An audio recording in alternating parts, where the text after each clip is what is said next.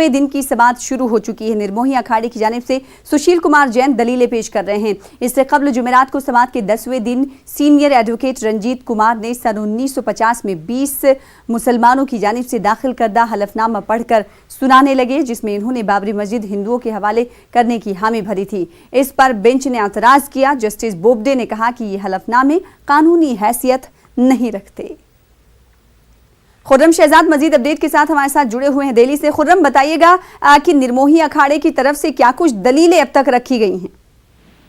देखिए, अभी सुनवाई शुरू हुई है और अब दलीलें रखी जानी है, क्योंकि निर्मोही अखाड़े की तरफ से इससे पहले काफी लंबे वक्त तक अपनी दलीलें रखी गई थी, लेकिन बीच में उन्होंने अपनी दलीलें रखना बंद कर दी थी और कहा था कि वो बाद में दलील रखेंगे, और रामलला की तरफ से ये दलीलें रखी जाने लगी थी। अब दोबारा से निर्मोही अखाड़ा अपनी दलीलें आज रखेगा कि किस तरह से वो इस पूरे मामले पर, और खास तौर से जो जगह की बात है, राम मंदिर बाबरी मस्जिद का जो तनाजा है, जो जगह का टाइटल प्रूफ है, उस पर किस तरह से निर्मोही अखाड़ा का हक है। क्योंकि आपको ये बात याद रखनी चाहिए कि सबसे पहले निर्मोही अखाड़ा के ही महंत थे जो इस मामले को अदालत लेकर गए थे, और निर्मोही अखाड़ा ने पहले भी ये कहा कि क्योंकि ये शुरू से ही उनकी देखभाल में रहा है, इसलिए ये पर उनका हक है, उनके हवाले किया जाए इस जगह को। और उन्होंने कहा कि क्योंकि कब्जा उनका रहा है, वो देखभाल करते रहे हैं, इसलिए कब्जे की बुनियाद पर उनको उनकी मिल्कियत होनी चाहिए।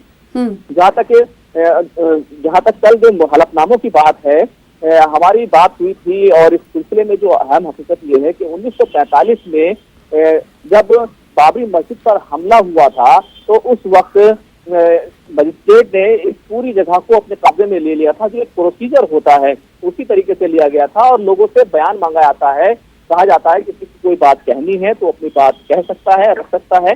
जहां हिंदू गवाहों की तरफ से या दूसरे लोगों की तरफ से हलफनामे दिए गए थे, वहां एक हलफनामा 20 मुसलमानों के नाम से भी दिया गया था, लेकिन ये लोग कभी भी पेश नहीं हुए अदालत में। इस वजह से अदालत ने इसको एक तरह से नकार दिया और कहा कि इसकी कोई कानूनी हैसियत नहीं है।